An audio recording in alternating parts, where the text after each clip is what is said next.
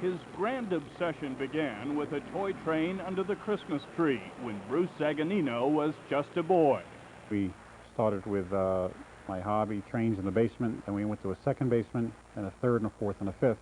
Folks were so floored with his work, Bruce opened his home to the public 2 weekends a year. Then he bought 16 acres of land in Flemington, New Jersey, put up a building with 15 times the space, and called it Northlandz. It opened December 18th, and it's already drawing 1,500 visitors a day.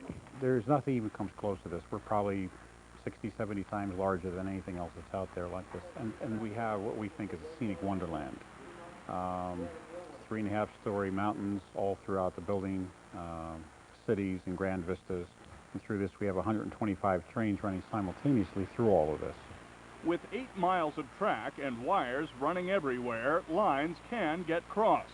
It's up to Kevin Nuke to get the trains moving again. Rather than run them all day long, I'll stop them and restart them, and that's just going to improve the show. Viewers say, "Whoa, it started up, there it goes, it's amazing!" My job as chief engineer is to make sure that all these trains run. And it gives me a tremendous amount of pleasure when they're running and I hear the sounds of those little motors and the clickety-clack of those little wheels. Visitors are getting a big charge, too, out of this newly opened electric railway. The bridges are big and they're just so creative. I mean, I've never seen anything like them in my life.